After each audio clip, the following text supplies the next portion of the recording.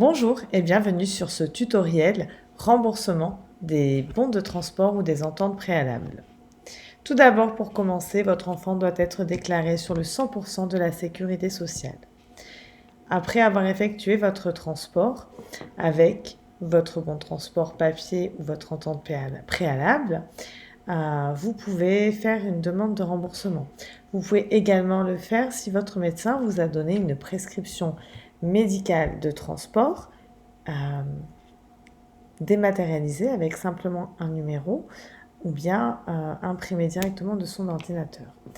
Pour cela, rendez-vous sur le site mrs.beta.gouv. On clique sur « Demande de remboursement ».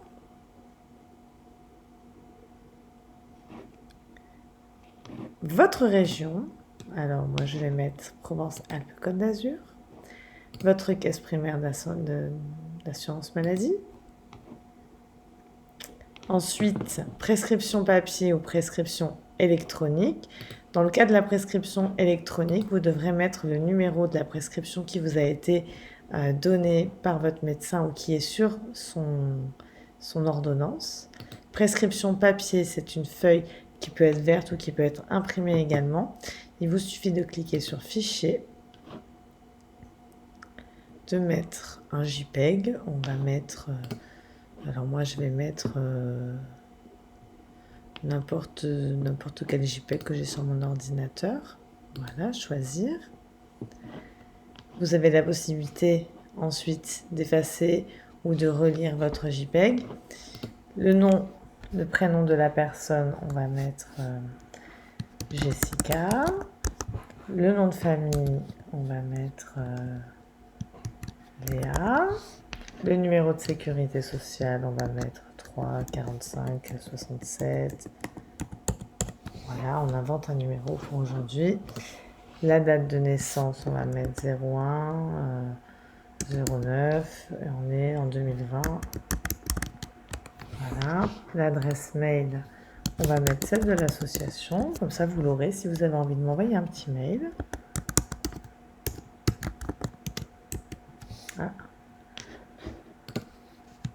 .org. Alors, transport effectué. Est-ce que vous avez fait un aller simple ou un aller-retour?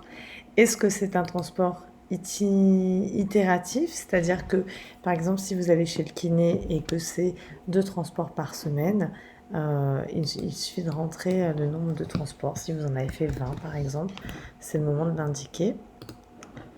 Date de l'aller, eh bien, on va mettre le 5 septembre. 05-09-2020. Date du retour, c'est la même chose. Est-ce que vous avez été en véhicule personnel ou en transport en commun? Dans mon cas, on va mettre véhicule personnel. Le nombre total de kilomètres. Alors bien entendu, si c'est une entente préalable, ça peut être plus de 150 km. En revanche, si c'est un transport, bon de transport, prescription médicale de transport simple, c'est forcément moins de 150 km. Donc on va lui dire 100 km. Les frais de péage, on va lui dire 10 €. Les frais de stationnement, on va lui dire 4. Et là, on lui donne par le fichier, on va lui donner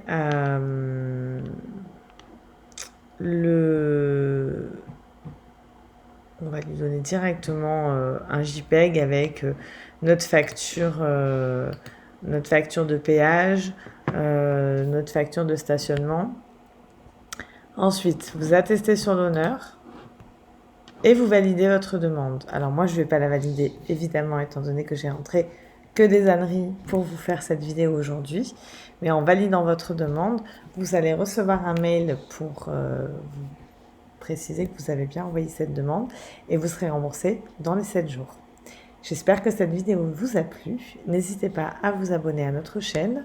N'hésitez pas à contacter notre permanence téléphonique sur notre numéro vert 0805 950 874. À bientôt!